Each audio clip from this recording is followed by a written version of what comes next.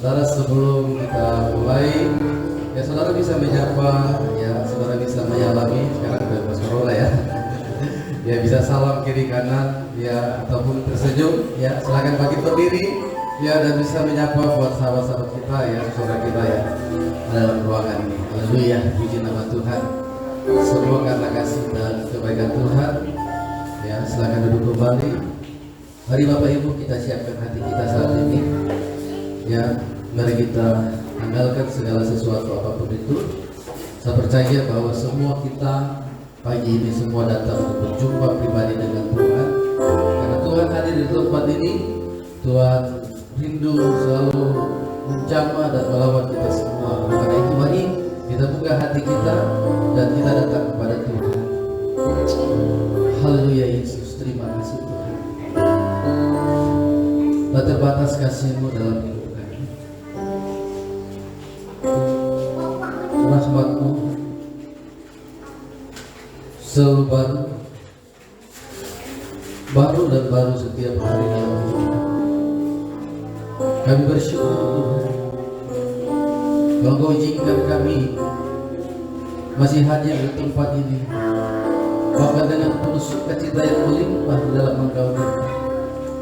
Semua karena kasih dan kebaikan. Begitu besar kasih-Mu Tuhan, begitu besar pengorbanan-Mu atas kami.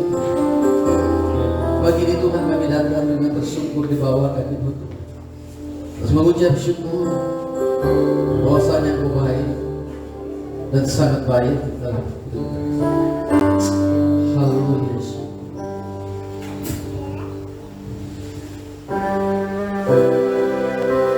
Dengan iman saudara kita akan bersiap bahwa terbatas kasih-Mu Tuhan dalam hidup. Syukur.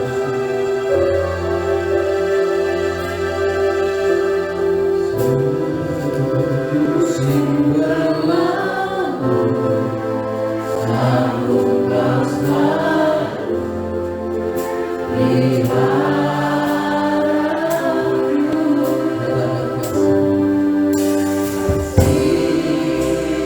setia tak pernah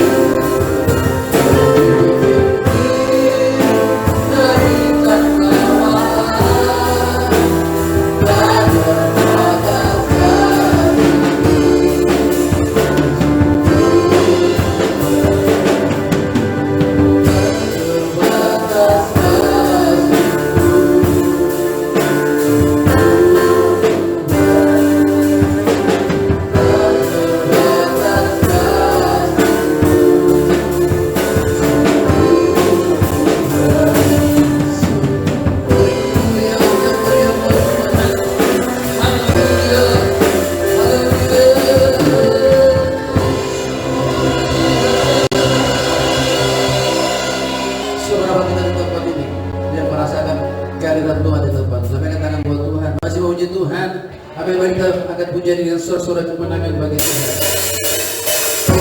Mau melompat silakan melompat. Haleluya.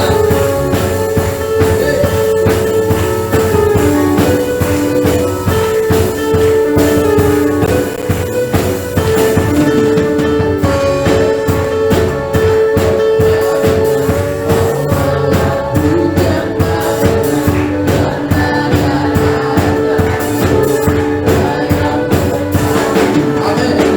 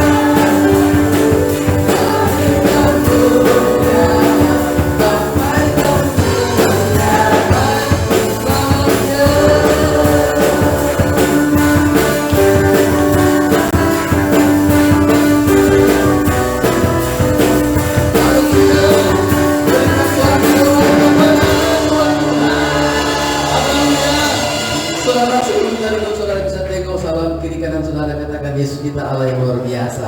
Haleluya. Puji nama Tuhan. Silakan duduk kembali. Ya, saatnya kita akan memberi yang terbaik buat Tuhan. Mari silakan kepada majelis bertugas. Haleluya, syukur Tuhan.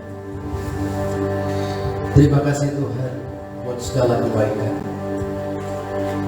Terima kasih buat kehadiran-Mu di tempat ini Tuhan.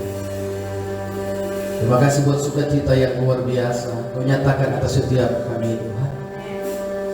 Dalam pujian kami, dalam penyembahan kami, sungguh kami merasakan Kau hadir dan sudah menjamah setiap kami. Kami yang datang tadi dengan beban berat, kami sudah mengalami suatu kelepasan yang luar biasa daripada Tuhan. Dengan percaya Tuhan, dengan Engkau Tuhan kami mampu. Dengan Engkau Tuhan kami mampu melewati bahkan kekuatan yang Tuhan berikan buat kami untuk terus kami berjalan bersama dengan Engkau Yesus. Terima kasih dan tiba saatnya mereka berikan persembahan sebagai ucapan syukur kami. Tuhan kuduskan persembahan ini biarlah menjadi persembahan yang sungguh berkenan kepada Tuhan. Dan juga Tuhan kami rindu kebenaran firman. Di hati kami siap Tuhan untuk didahului dengan kebenaran firman.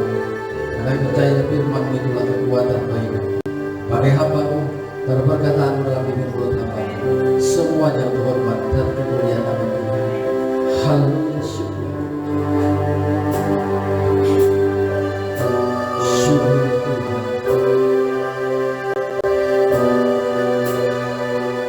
Tuhan Tuhan sebagai bukti kebesaran dalam hidupku.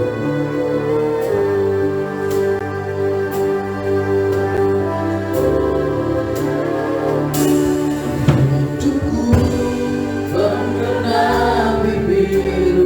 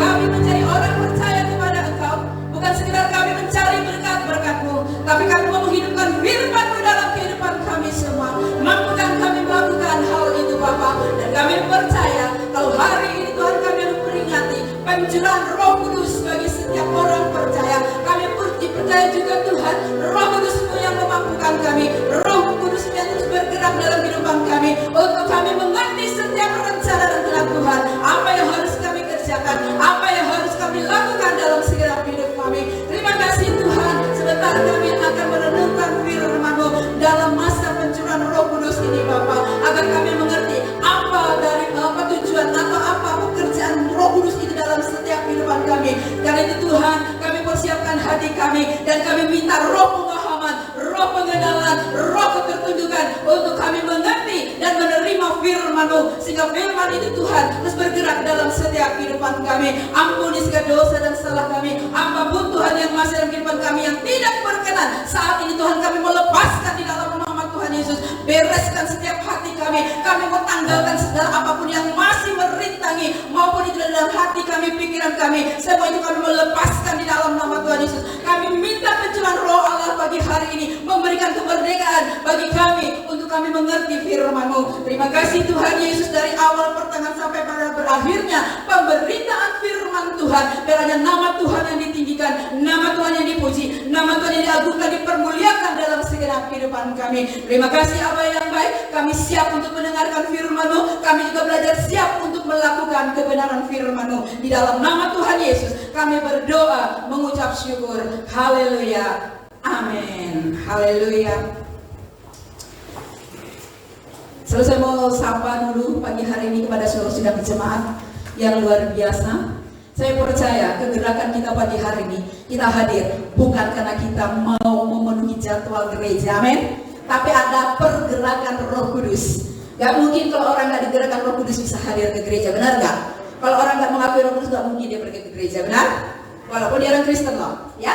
Tapi kita percaya karena Roh Kudus menggerakkan setiap hati kita, Roh Kudus membukakan pikiran kita, sehingga kita rindu datang bersekutu bersama-sama dengan sidang jemaat di tempat ini, menaikkan pujian syukur kita kepada Tuhan, sebab Tuhan sangat baik bagi hidup kita, amin. Mari kita siapkan hati kita pagi hari ini berkaitan dengan pencurahan Roh Kudus. Kalau kita hari ini kita memperingati Roh Kudus sudah tercurah 2000 tahun yang lalu, ketika murid-murid Yesus berkumpul di Yerusalem, di bukit di loteng Yerusalem, setelah Yesus naik ke surga 40 hari lamanya, setelah kebangkitannya masih bersama dengan murid-muridnya, masih melayani, dan setelah itu dia naik ke surga 10 hari setelah itu pencurahan Roh Kudus.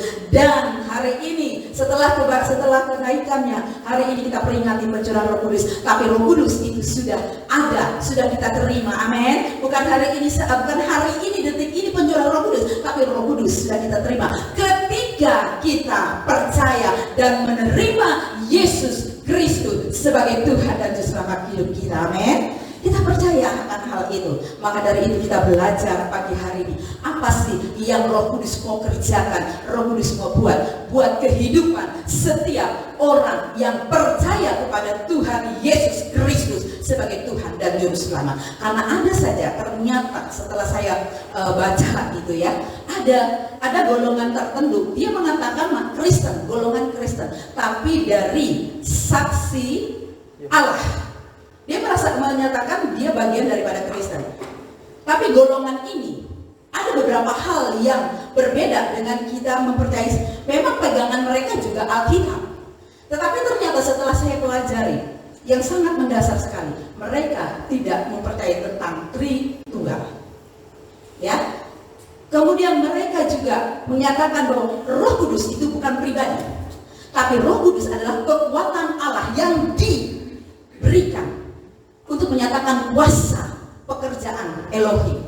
Nah itu pemahaman mereka, dan ini sangat bertentangan dengan kebenaran firman Tuhan. Tapi kita tidak akan bahas tentang mereka ya, tapi kita akan bahas fokus tentang apa yang dituliskan oleh firman Tuhan, karena inilah penuntun hidup kita sebagai orang percaya. Mari kita buka dari Yohanes ya, Injil Yohanes. Ada beberapa hal, dan ini sangat penting untuk kita di akhir zaman ini sebagai orang yang percaya, sebagai orang yang mengenal Dia sebagai Tuhan dan Juru Selamat. Ya, kita buka Injil Yohanes pasal 16 ayat yang ke-8 nanti sampai dengan ayat yang ke-11 ya. Untuk menghargai firman Tuhan, mari kita bangkit berdiri bersama-sama. kita akan baca bersama-sama ya, dari ayat ke-8 sampai dengan ayat yang ke-11. Kalau sudah ketemu, sama-sama kita katakan amin. Yang buka masih pegang Alkitab ya, yang sudah ada di slide silakan. Ya, dalam hitungan ketiga kita akan baca 1, 2, 3. Dan kalau ia datang, ia akan menginsafkan dunia akan dosa, kebenaran, dan penghakiman. Akan dosa karena mereka tidak percaya kepadaku. Akan kebenaran karena aku pergi kepada Bapa dan kamu tidak melihat aku lagi. Akan penghakiman karena penguasa dunia ini telah dihukum. Amin. Buat kebenaran firman Tuhan. Silakan duduk kembali. Ya. Ini adalah perkataan Tuhan Yesus kepada murid-muridnya ketika mereka sedang berbincang-bincang sesaat sebelum Yesus meninggalkan mereka. Yesus memberikan kekuatan kepada murid-muridnya, karena kalau mereka lihat, kalau kita baca ayat selanjutnya, murid-muridnya sangat sedih, murid-muridnya sangat ketakutan. Kenapa dia pergi?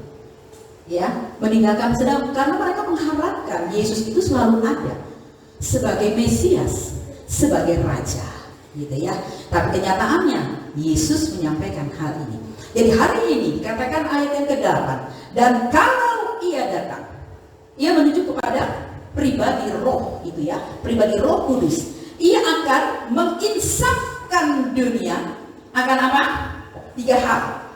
Akan dosa, akan kebenaran, dan akan penghakiman. Dijelaskan lagi di ayat yang ke-9, akan dosa karena mereka tetap tidak percaya kepada. Berarti orang yang tidak percaya dengan Yesus sudah dikategorikan berdosa. Benar ya? Sudah dikategorikan berdosa. Sudah percaya dengan Kristus tetapi tidak mempercayai dia sepenuhnya, juga dikatakan berdosa. Karena itu setiap orang yang melakukan dosa, baik itu dosa kenajisan, dosa percabulan, dosa apapun itu ya, iri hati, dengki, kemarahan, kesombongan, ya, kebohongan, apapun itu. Ya, karena dosa itu kan artinya bertentangan dengan hukum Kristus, bertentangan dengan firman Tuhan. Berarti dia adalah dikategorikan orang yang tidak percaya dengan Kristus. Kenapa? Kalau orang yang percaya dengan Kristus, tentunya dia tahu tentang kebenaran. Ya, jadi percaya kepada Tuhan dikatakan bukan sekedar dia menjadi pengikutnya saja, tetapi benar-benar dia melakukan apa yang dikehendaki oleh sang pemimpin, yaitu Yesus Kristus itu sendiri. Makanya ketika di kitab Yohanes pasal yang ke-6, ketika Yesus memberikan makanan kepada 5.000, ini berbondong-bondong orang mengikut dia. Karena apa? Melihat tanda-tanda ajaib yang dahsyat. Tapi dia belum mengerti siapa Yesus. Mereka belum mengerti. Mereka terus mengikuti. Ya, kalau kita baca saja, coba baca saja, kita buka saja. Ayatnya agak panjang, tetapi saya ambil beberapa. Ya, di situ kalau dalam perikopnya kan Yesus memberi makan 5.000 orang. Kemudian dilanjutkan dengan orang banyak mencari Yesus. Kemudian Yesus menyatakan dia roti hidup. Ketika Yesus menyatakan bahwa dialah roti hidup, di sini mulai banyak pertentangan. Mereka tidak mengerti. Awalnya mereka minta, kalau gitu berikan dong roti itu supaya kami tetap kenyang, supaya kami tetap hidup. Tetapi apa yang dikatakan kalau kita baca di ayat yang ke-32 ya. Maka kata Yesus kepada mereka, aku berkata kepadamu, sesungguhnya bukan Musa yang memberikan kamu roti dari surga, melainkan Bapakku yang memberikan kamu roti yang benar dari surga. Karena roti yang dari Allah ialah roti yang turun dari surga dan yang memberi hidup kepada dunia. Maka kata mereka kepadanya, Tuhan, berikanlah kami roti itu senantiasa. Ini mereka meminta itu bukan mereka mau mengenal Yesus secara pribadi, tapi karena mereka sudah terima mujizat. Ya, pada perikop yang pada ayat sebelumnya, Yesus memberi makan 5.000 orang, ya.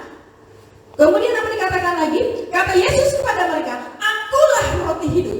barang siapa datang kepadaku, ia tidak akan lapar lagi. Dan barang siapa percaya kepadaku, ia tidak akan haus. Bukan kelaparan secara daging, tapi kelaparan secara roh, secara rohani kita. Kehausan kita akan kebenaran firman Tuhan. Itu yang dimaksudkan ya.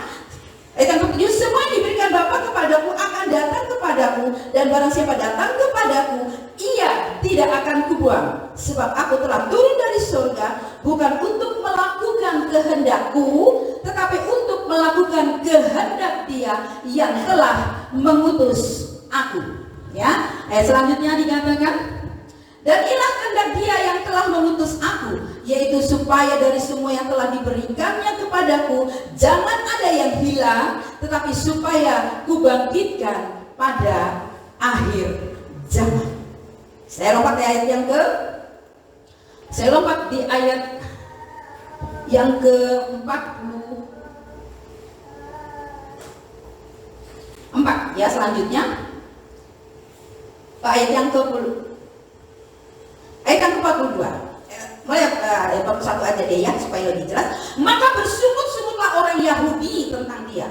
Bersungut-sungut, mereka tidak menerima ya, karena Ia telah mengatakan, akulah roti yang telah turun di surga. Mereka tidak mempercayai keberadaan Yesus. Mereka belum mengenal siapa Yesus yang sedang mereka ikuti. Mereka hanya tahunya ayat yang selanjutnya ya.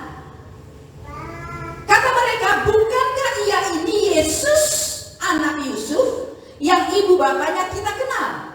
Bagaimana Ia dapat berkata, aku telah turun dari surga? Kalian kan ketidakmengertian orang-orang yang mengikuti Yesus. Dia hanya melihat manusianya Yesus. Dia ini kan anak Yusuf dan Maria, si tukang kayu. Kenapa dia bisa mengatakan bahwa dia turun dari surga? Persungutan, perdebatan terjadi ya. Kemudian ayat 64 dikatakan, jawab Yesus kepada mereka, janganlah kamu bersungut-sungut. Tidak ada seorang pun yang dapat datang kepadaku jikalau ia tidak ditarik oleh Bapa yang mengutus aku, dan ia akan kubangkitkan pada akhir zaman. Mereka ikut. Artinya gitu ya, mereka ikut kemana Yesus, mereka ikut melihat tanda-tanda mujizat yang diberikan Tuhan Yesus. Tapi ketika Yesus menyatakan dirinya siapa Dia, mulailah pertentangan. Karena apa? Mereka melihat keberadaan Yesus sebagai manusia, anak Yusuf, si tukang kayu. Tapi mereka tidak memahami keberadaan Yesus sebagai Allah. Di sini perdebatan terjadi, ya. Karena itu mereka tidak menerima banyak hal. Karena makanya saya sampaikan tadi, dalam komunitas orang-orang yang tidak mengakui Yesus sebagai Tuhan, hanya mengakui Yesus sebagai manusia biasa, mereka menentang hal itu. Ya, jadi sini kita melihat ya bagaimana Yesus itu memperkenalkan. Kalau kita banyak baca selanjutnya dan endingnya dalam ayat yang ke-66, mulai daripada waktu itu banyak murid-muridnya mengundurkan diri dan tidak lagi mengikutinya. Ayat Yohanes 6 ini endingnya ayat yang ke-66. Betapa banyak ya, sampai saat ini pun kan kita banyak nih, banyak orang Kristen dia bilang Kristen, tetapi ketika dia mendapatkan pengajaran yang benar, pengajaran yang murni tentang pengiringan kita kepada Yesus, tentang siapa Yesus dan apa yang harus kerjakan, banyak yang mulai mundur. Banyak yang mulai kekristenannya biasa-biasa saja. Karena dia berpegang pada satu prinsip, sekali percaya Yesus, dia akan selamat. Tapi mereka tidak memahami ayat-ayat berikutnya. Ada tanggung jawab yang luar biasa yang harus kita kerjakan sebagai pengikut Kristus. Ya, kita kembali kepada kebenaran firman Tuhan tadi ya, pada pembacaan kita tadi. Kemudian apalagi yang dikatakan tentang mereka tidak percaya kepada Yesus. Ya, dikatakan tadi kan ayat yang kita sudah baca tadi. Bagaimana mereka meresponi semuanya itu dan akhirnya mereka tidak percaya. Dosa inilah yang kepada kita semua. Saat ini kita sudah menerima Kristus, sudah menerima Roh Kudus maksud saya. Dan Roh Kudus itu yang memampukan kita untuk kita mengenal siapa Dia di dalam hidup kita. Ya, coba kita baca dalam Yohanes 5 ayat yang ke-18. Ya. Yohanes 5 ayat yang ke-18.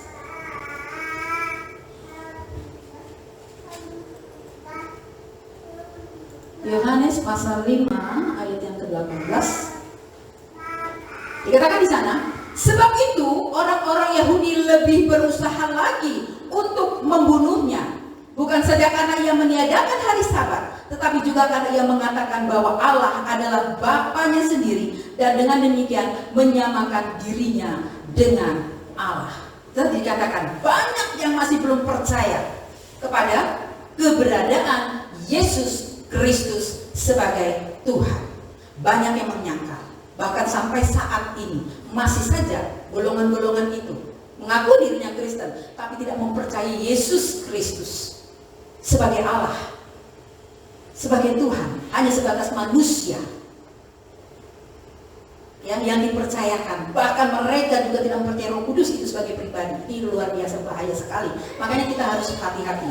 Kalau ada golongan-golongan yang tertentu menyampaikan hal itu, kita harus tahu kebenaran firman Tuhan. Ya. Itulah gunanya Roh Kudus dicurahkan untuk mengingatkan kita. Jadi kata arti menginsafkan itu sama dengan menyadarkan atau menyingkapkan, atau dalam bahasa Yunani dikatakan elenko, menyingkapkan. Ya, menegur supaya kita tahu, supaya kita sudah terima Yesus, kita harus mempercayai Dia sebagai Tuhan dan Juru Selamat, bukan hanya sebatas manusia. Jadi kita jangan gampang digoyahkan dengan pengajaran-pengajaran palsu. Ya, kan dikatakan kan di dalam firman Tuhan ini saat ini sudah bermunculan ya nabi palsu. Ya, ayat yang ke-10 kemudian dijelaskan juga dosa tadi ya, dikatakan menginsafkan dunia. Roh Kudus itu menginsafkan dunia akan apa? Yang pertama tadi akan dosa tentang karena mereka tetap tidak percaya kepadaku. Kemudian yang kedua, menginsafkan dunia akan kebenaran, karena aku pergi kepada Bapa dan kamu tidak melihat aku. Ya, coba kita pahami dulu ya. Akan kebenaran berarti fakta, benar, real, gitu ya. Karena aku pergi kepada Bapa dan kamu tidak melihat aku lagi. Ini yang hendak Yesus sampaikan melalui Roh Kudus, bahwa benar, real, Yesus itu sudah pergi, sudah kembali kepada Bapa, dan ada tugas yang dikerjakan di sana. Kalau kita baca dalam Yohanes, ya kan, pasal berapa itu? Di rumah Bapakku banyak tempat tinggal. Itulah yang Dia kerjakan, itulah yang mau dipahami, itulah yang mau dijelaskan oleh Roh Kudus. Makanya ketika kita menerima Roh Kudus, kita tidak akan menentang hal-hal itu. Orang yang sudah menerima Roh Kudus tidak akan bisa menentang, tidak akan mau menentang kebenaran firman Tuhan itu. Enggak lagi bertanya, benar enggak ya? Atau ragu-ragu, benar enggak ya Yesus sudah sediakan tempat bagiku? Kan seringkali kematian itu, kalau kita menghadapi kematian, atau kita sendirilah ya, mungkin masih bertanya-tanya, benar enggak ya Yesus sudah menyediakan tempat bagiku? Atau masih ragu, kemanakah aku nanti ketika aku pulang? Masih ada pertanyaan-pertanyaan seperti itu. Kalau kita hidup dikatakan Roh Kudus senantiasa menegur dosa kita, Roh Kudus itu selalu mengingatkan dosa kita, maka kita akan hidup dalam kebenaran. Amin. Makanya kita minta selalu, kita berdoa setiap saat, Roh Kudus ingatkan saya akan kesalahan, Roh Kudus tegur saya akan dosa saya. Ketika Roh Kudus bekerja, kita respect. Ketika Roh Kudus berbicara, jangan kamu lakukan, jangan kamu kerjakan, jangan kamu ambil, jangan kamu berpikir demikian, dan kita kerjakan. Disitulah kita sedang taat tulus, ketertundukan kita kepada firman, maka kita tidak lagi, jangan ragu lagi bahwa kehidupan kita sudah dijamin oleh Bapa kita. Amin. Bangga dong kita ya. Bangga kita menjadi murid, menjadi anak Allah. Bangga kita punya Roh Kudus yang menuntun. Bapa pulang kembali kepada Tuhan Yesus pulang kembali kepada Bapaknya. Tidak biarkan kita menjadi yatim piatu. Karena dikatakan lebih baik aku pergi, kata Yesus kan begitu. Supaya aku bisa mengutus penghibur itu bagi setiap orang yang percaya. Karena kalau Yesus itu masih ada, mungkin hanya sebatas orang yang percaya itu hanya sebatas orang-orang Timur Tengah. Tidak seluruh bangsa mengenal Yesus. Padahal satu hal yang Allah mau bahwa dunia ini mau diselamatkan. Kan dia katakan dalam Yohanes, ini ayat hafalan kan? Yohanes berapa itu? Karena begitu besar kasih Allah kepada dunia. Dunia kan berbicara pada setiap manusia, bukan pada orang Kristen saja kan? Nah itulah. Ya, dia mau, karena itu dia katakan jangan bersedih, lebih baik aku pergi supaya aku bisa mengutus Rohku sebagai penolong, sebagai penghibur, penolong dan penghibur buat kita orang yang percaya kepada Tuhan. Jadi kita nggak ada lagi keraguan kemana nanti kelak ketika aku dipanggil Bapa. Asalkan kita betul-betul hidup di dalam kebenaran itu, melakukan kebenaran itu. Jangan pernah kita ragukan akan kemanakah kita nanti kelak. Karena jujur, saya berkali-kali sudah sampaikan. Pernah dulu waktu masih ada almarhum Ibu Gembala, kami melayani satu orang ya di rumah sakit Banjarmasin di apa itu namanya tuh yang di yang bekas dulu rumah sakit jiwa itu yang di mana Kaitani. Dia bertanya gitu ya, padahal ini Kristen dari kecil ya Kristen, dia bertanya gitu ya, Bu Uluni kok kayaknya belum yakin kemana ya nanti kita ketika saya pulang, ketika saya meninggal dipanggil kemana ya. Ulun kok ada tahu, bayangkan loh, nggak tahu kemana dia akan pulang nanti. Sangat disayangkan.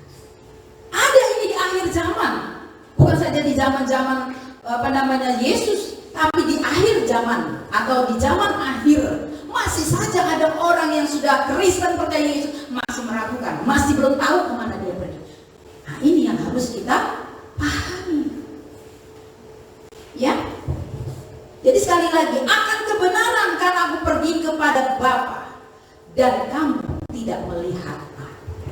Kita tidak melihat Kristus Yesus lagi sebagai wujud yang ada di hadapan kita, tapi kita beriman, percaya kepada Dia. Karena iman kita, percaya kita, bukan karena kita melihat, tapi iman kita karena percaya kepada Kristus. Ya, itu kita beruntungnya loh. Ya, orang yang asli, yang sebenarnya bangsa yang bangsa yang dipilih, yaitu bangsa Israel. Mereka masih banyak sampai sekarang yang belum juga memahami tentang hal ini. Mereka masih menunggu kedatangan Mesias, bayangkan. Padahal Mesias sudah ada di tengah-tengah mereka, bahkan Mesias itu sendiri yang mereka bunuh, yang mereka serahkan. Tapi kita, orang di luar bangsa itu, kita mempercayai Yesus sebagai Allah kita. Amin. Itu luar biasanya, bangga loh kita. Maka itu kita bersyukur Tuhan atau Yesus Kristus naik dan Dia mengutus Rohnya yang kudus itu, memberikan kita penjelasan, menegur kita, menyingkapkan gitu ya. Oh Yesus kembali ya kepada Bapa dan menyediakan tempat bagi kita di mana Bapa berada, di situ kita akan berada. Amin. Ya, jadi kita jangan ragu lagi. Mantapkan. Ya, saya yakin percaya kita bukan orang yang ragu. Tapi, jadi ya, mari kita lebih lagi perkuat kehidupan pengiringan kita kepada Kristus. Jangan kita goyah apapun yang diperhadapkan pada kehidupan kita semua. Percayalah Roh Kudus yang akan terus menuntun kita. Kalau kita ragu untuk melangkah, ambil sikap, ya, untuk percaya Yesus, Roh Kudus akan mengingatkan kita. Atau kita ragu, atau kita masih mau dipengaruhi oleh keinginan daging, Roh Kudus akan menegur kita. Dan kalau Roh Kudus sudah menegur kita, mari kita respon akan teguran Roh Kudus, supaya kita betul-betul menjadi anak-anak Allah yang taat, ya.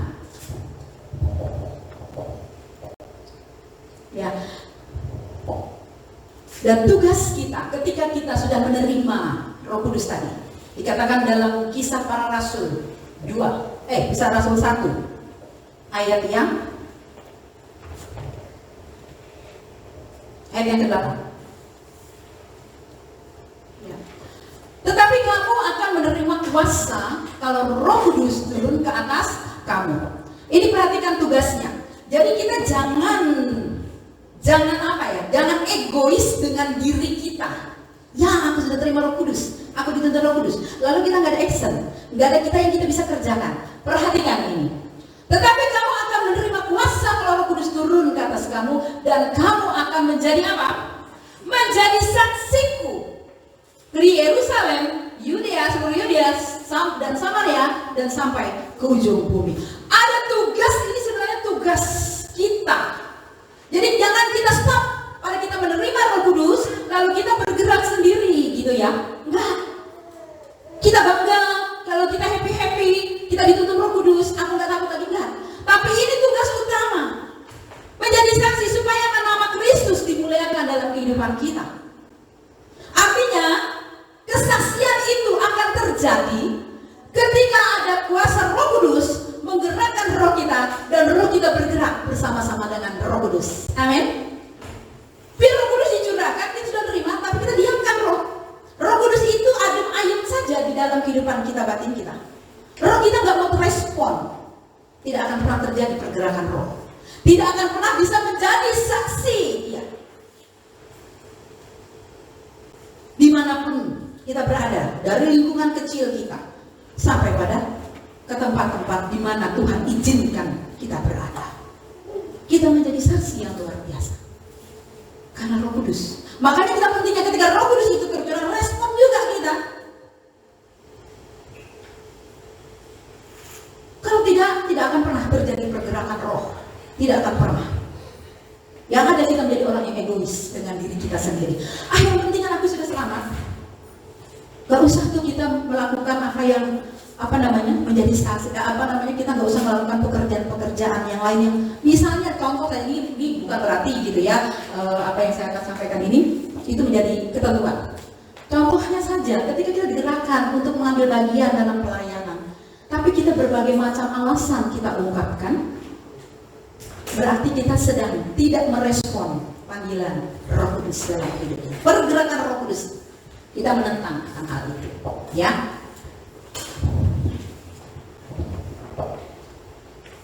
Jadi ketika kita sudah menerima karunia Roh Kudus itu, maka kita percaya bahwa Yesus Kristus ya itu adalah memang Allah yang berdaulat atas kehidupan kita semua ya. Coba kita baca sedikit, kita baca dalam 1 Yohanes 5 ayat 20. 1 Yohanes 5 ayat 20. Akan tetapi kita tahu bahwa anak Allah telah datang dan telah mengaruniakan pengertian kepada kita. Berarti kita tidak menjadi orang yang dungu lagi, ya, menjadi orang yang bodoh lagi. Karena Roh Kudus sudah memberikan pengertian, membukakan pengertian kita, memberikan hikmat itu kepada kita, supaya kita mengenal yang benar. Dan kita ada di dalam yang benar, di dalam anaknya Yesus Kristus. Dia adalah Allah yang benar dan yang hidup, yang kekal. Ya, jadi dia nggak ada, dia sudah kembali kepada Bapa.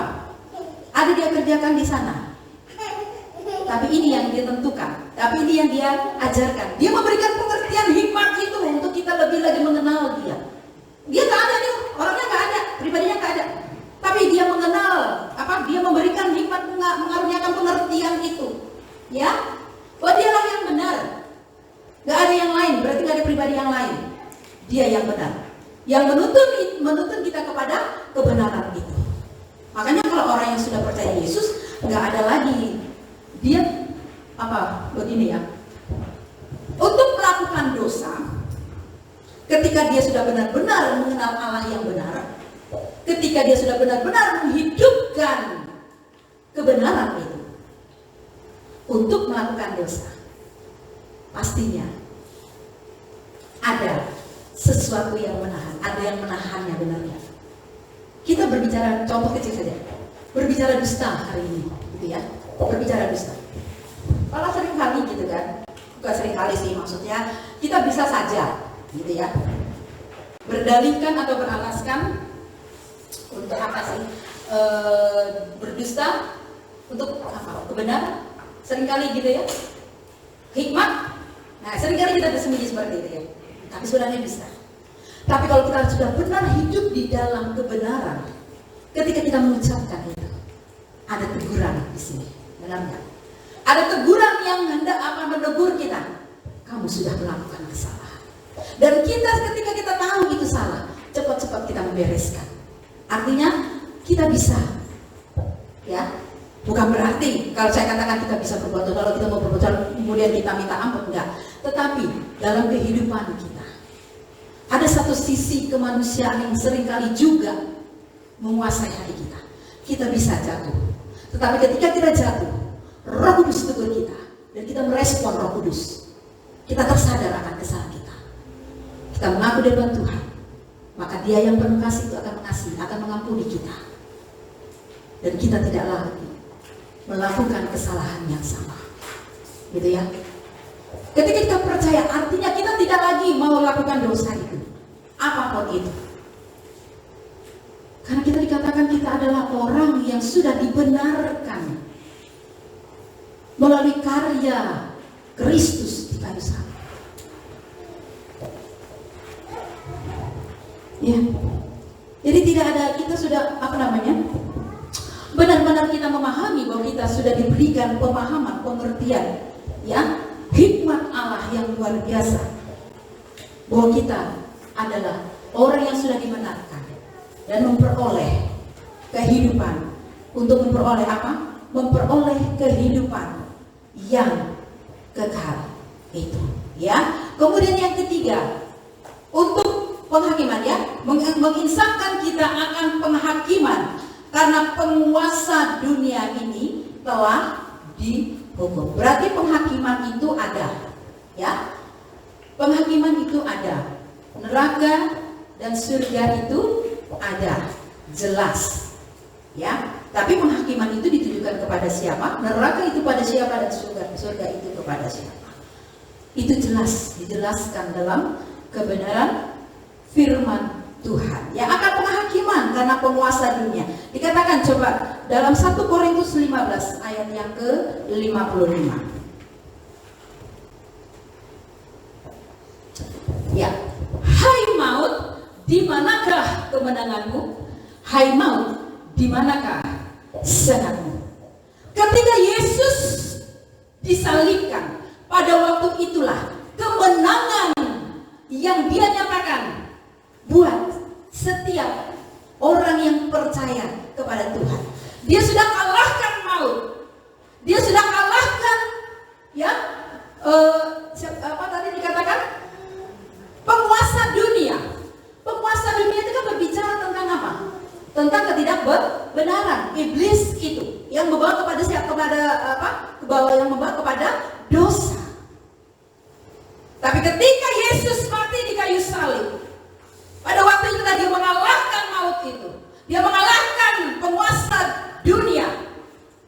Tidak bisa lagi berbuat apa-apa. Makanya dikatakan, di manakah kemenanganmu? Hai maut, di manakah sengatmu? Tidak bisa berkuasa lagi atas orang-orang yang percaya kepada Dia. Dia sudah kalahkan itu semuanya. Kematiannya, makanya kalau kita merayakan kematian atau mengingat, membawa kematian terus. Ketika kita menerima perjamuan, gitu ya, saya sering kali katakan, menerima perjamuan kudus, jangan itu dianggap satu hal yang sepele. Tapi ketika kita menerima perjamuan kudus, kita sedang membawa kematian Kristus dalam hidup kita, amin. Membawa kematian Kristus itu tanggung jawab kita. Karena melalui kematian Kristus dimatikan. Kutuk itu sudah disalibkan. Karena kematian Kristus itu penguasa dunia sudah dikalahkan. Dan dia tidak bisa lagi sebenarnya loh ya, tidak bisa lagi menguasai hidup orang percaya. Tapi pertanyaannya, mengapa banyak orang Kristen yang masih hidup jatuh dalam dosa? Karena ini saya jelaskan tadi, karena tidak merespon pekerjaan Roh Kudus dalam hidupnya. Tapi kalau orang Kristen yang sungguh-sungguh hidup dalam Kristus, merespon pekerjaan Roh Kudus, dia bisa jatuh, tetapi dia bangkit, tidak tinggal dalam dosanya. Jadi mengakui dan tidak melakukannya lagi. Stop. Artinya kita bisa dong tidak berbuat dosa, benar? Bisa kita tidak berbuat dosa. Karena apa? Karena ada Roh Kudus yang selalu menegur, mengingatkan kita. Akan penghakiman itu tetap ada. Jadi kita jangan bangga dulu ketika kita percaya Yesus, aku sudah selamat. Kali Wahyu ditulis dikatakan juga apa? Nama kita bisa hilang dari buku kehidupan. Kenapa bisa hilang? Ya karena kita nggak mengerjakan. Kan ditulis setiap apa yang dikerjakan kan dicatat begitu ya. Kenapa bisa hilang? Berarti kan kita tidak mengerjakan apa yang harus kita kerjakan. Ya. Jadi kita bangga, sebenarnya kita ini adalah orang-orang yang benar-benar sangat spesial di pemandangan Allah. Orang yang percaya Kristus sebagai Tuhan dan Juru Selamatnya, yang melakukan kebenaran dalam kehidupannya, yang terus bergerak bersama Roh Kudus untuk melakukan kebenaran itu. Kita adalah orang-orang spesial di pemandangan Allah. Amin. Kita orang-orang yang sangat sudah spesial dan dipilihnya untuk menerima anugerah itu. Ya, untuk menerima satu janji yang luar biasa dalam kehidupan kita. Coba buka 1 Yohanes 3. 1 Yohanes 3 ayat 6 sampai dengan 8. Karena itu setiap orang yang tetap berada di dalam Dia tidak berbuat dosa lagi. Ini hukum Kristus, ya, hukum kebenaran. Karena itu setiap orang yang tetap berada di dalam Dia tidak berbuat dosa lagi. Karena ada Roh Kudus. Amin. Karena ada Roh Kudus, bukan karena kita, tapi karena Roh Kudus yang menuntun kita. Setiap orang yang tetap berbuat dosa tidak melihat dan tidak mengenal Dia. Amin. Kalau kita masih udah kejadian Kristen, masih melakukan dosa, berarti kita perlu pertanyakan, dikemanakan Roh Kudusnya? Karena Roh Kudus kita dicurahkan untuk menegur kita, mengingatkan kita akan dosa. Ya, ini luar biasa ayat ini ya. Karena itu setiap orang yang tetap berada, berarti dia nggak menyimpang ke kiri dan ke kanan, ya. Tetap berada dalam Dia, tidak berbuat dosa lagi. Bisa berarti kita tidak berbuat dosa, benar? Bukan perkataan saya. Tapi kita bisa tidak berbuat dosa. Karena kita percaya pada Yesus. Kita punya Roh Kudus yang terus menegur kita.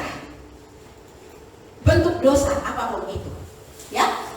Setiap orang yang tidak berbuat dosa tidak melihat dan tidak mengenal Dia. Lanjut. Anak-anakku, janganlah membiarkan seorang pun menyesatkan kamu. Barang siapa yang berbuat kebenaran adalah benar, sama seperti Kristus adalah benar. Terus ayat 8. Barang siapa yang tetap berbuat dosa berasal dari tegur pada diri kita sendiri, ya. Tegur pada diri kita sendiri.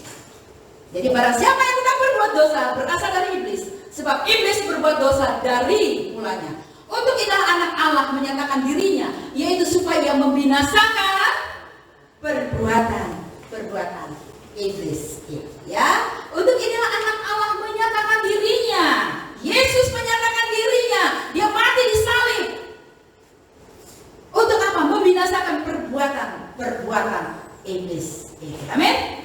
Ini firman yang luar biasa, menegur kita semua, saya dan juga Bapak Ibu pagi hari ini. Karena kita bersyukur pagi hari ini kita datang.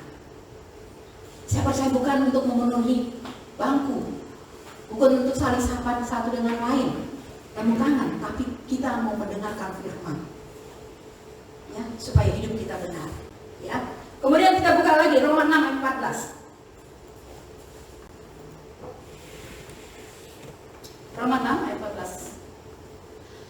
Sebab kamu tidak akan dikuasai lagi oleh dosa, karena kamu tidak berada di bawah hukum Taurat, tetapi di bawah kasih.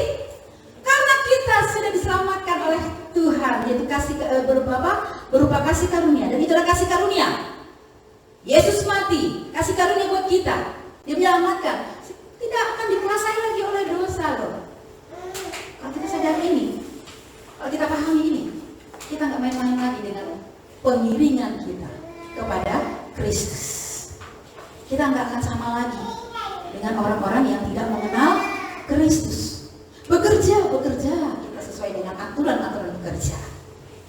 Ya, semua yang kita lakukan, belajar, menjadi ibu rumah tangga, menjadi apapun itu yang Tuhan percayakan, kita kerjakan sesuai dengan aturan-aturan firman dalam hidup kita semua.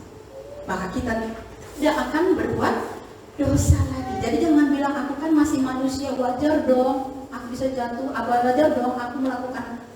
Kalau kita berpegang pada firman loh ya, kita bisa tidak melakukan dosa. Karena apa? Roh Kudus yang terus menegur kita, menginsafkan kita semuanya. Ya, itu luar biasanya Allah dalam hidup kita. Kemudian penghakiman itu, ya, bahwa kita tidak akan menerima penghakiman kalau kita benar-benar hidup di dalam kebenaran. Coba buka Roma 8. Yep. Roma 8 ayat yang pertama. Demikianlah sekarang tidak ada lagi penghukuman bagi siapa? Sama-sama kita baca dengan keras. Bagi yang ada di dalam Kristus Yesus. Siapa yang ada dalam Kristus Yesus? Kita. Okay. Siapa di tempat ini yang berada dalam Yesus Kristus? Semua. Berarti kita siap lakukan ayat yang pertama, ayat yang sebelumnya ya. Kita siap lakukan ya. Ya. Demikianlah sekarang tidak lagi penghukuman bagi mereka yang ada di dalam Kristus Yesus. Ayat yang kedua. Roh yang memberi hidup telah memerdekakan kamu dalam Kristus dari hukum dan luar biasa ya. Kita bangga gak menjadi murid Kristus? Bangga sekali. Kalau saya bangga sekali. Makanya seringkali saya sudah bukan saya mau menunjuk, artinya bukan saya menunjukkan saya hebat atau apa gitu. Saya seringkali ngomong sama anak-anak seolah-olah saya ini sudah siap untuk dipanggil Tuhan. Saya seringkali katakan ini kalau sudah mama dipanggil ini bajunya saya sudah siapkan semuanya. Bahkan saya sudah menabung. Gitu ya, untuk mempersiapkan supaya jangan merepotkan anak-anak untuk beli peti lah, untuk pemakaman pas segala macamnya. Saya nggak tahu juga gitu ya. Kenapa ketika saya mengatakan itu ada damai sejahtera, ada suka di sini. Oh, saya akan pulang nih. Saya akan pulang kepada Bapak. Saya akan mereka janji Bapak. Jujur dulu ada masih ketakutan, kekhawatiran. Tapi setelah saya pahami dan saya belajar tunduk pada otoritas, saya minta roh ketertundukan akan firman. Saya belajar untuk itu. Karena itu setiap sekali saya minta Tuhan, Roh Kudus tegur saya akan kesalahan, akan dosa, supaya ketika saya melangkah hari ini, saya tidak melupakan roh Tuhan. Tapi saya melangkah hari ini, saya memuliakan nama Tuhan. Sehingga ketika waktu saya habis, Tuhan katakan, mari, sabas, masuklah ke dalam kerajaanku. Bukan ketika katakan, enggak engkau daripadaku, aku tidak kenal engkau. Ini menjadi filter buat saya. Ini menjadi motivasi buat saya. Terus saya terus belajar. Ya, jadi sekali lagi, ya, kita sama-sama baca. Ini ayat terakhir. 1, 2, 3. Roh yang memberi hidup telah memerdekakan kamu dalam Kristus dari apa? Hukum dosa dan hukum maut. Kita berkata pada diri kita, aku tidak mau lagi belenggu dengan dosa. Amin. Karena aku sudah dimerdekakan oleh kuasa darah Yesus. Roh Kudus yang sudah dia curahkan sebagai pengganti pribadi. Yesus itu yang terus menegur kita, mengingatkan kita, menginsafkan kita dari dosa, dari penghakiman, dan dari ketidakpercayaan kepada Kristus. Ini firman yang saya bisa bagikan pagi hari ini. Tuhan Yesus memberkati kita semua. Saya terbatas untuk lebih dalam menjelaskan, tetapi Roh Kudus, kita punya Roh Kudus sekali lagi yang akan terus berbicara lebih jelas lagi dalam kehidupan kita, menuntun kita sampai pada kekekalan itu. Haleluya, haleluya. Haleluya, terima kasih Tuhan, luar biasa Engkau dalam hidup kami semua. Hari ini kami bersuka cita, kami berbangga Tuhan, karena kami memperingati pencurahan Roh Kudus, dan kami sudah terima Roh Kudus yang menuntun kami, menginginkan kami, memampukan kami untuk melakukan kebenaran demi kebenaran dalam hidup kami. Kami sudah dimerdekakan dari dosa itu Tuhan, dan kami mau hidup seturut dengan kehendak Tuhan. Haleluya, kita naikkan pujian kita. Mengalirlah Roh Kudus di tempat ini. Kita ambil remnya saja.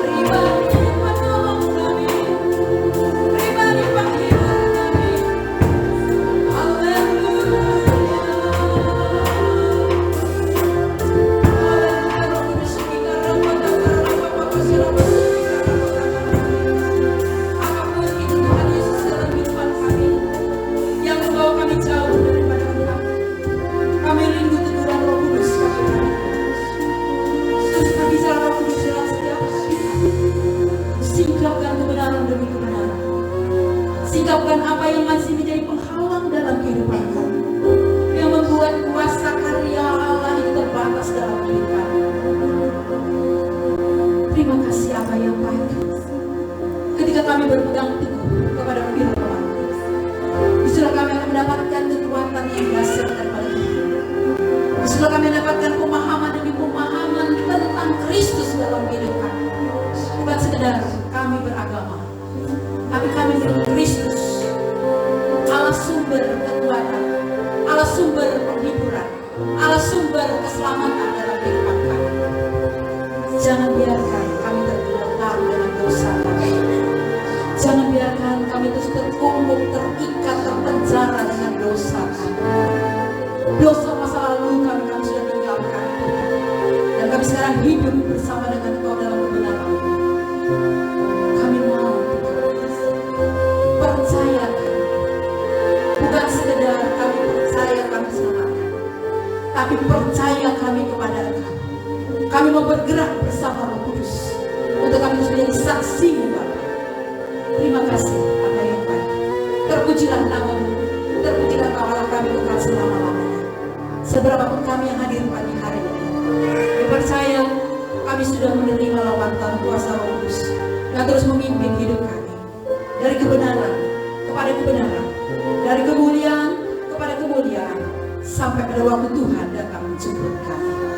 Terima kasih Bapa, memberkati setiap kami yang melayani, yang ambil bagian dalam pelayanan jemaat, dalam rumah tangga, dalam pekerjaan, dalam usaha, dalam bisnis. Semua Tuhan sudah pelihara dengan sempurna dalam hidup kami. Ya biarlah Tuhan dengan karya dan kebaikan Tuhan yang luar biasa mampukan kami untuk terus hidup melakukan apa yang Tuhan mau untuk kami kerjakan, lakukan, dan kami akan terus melihat janji Allah tergenapi dalam hidup kami semuanya, Bapa. Terima kasih Bapa yang baik. Kami berdoa juga Tuhan buat Bapak Gembala yang saat ini melayani Engkau di GBI Ester Banjarmasin. Penyertaan juga menyertai keberadaan Bapak Gembala di tempat di Banjarmasin. Demikian juga para pelayan yang ambil bagian.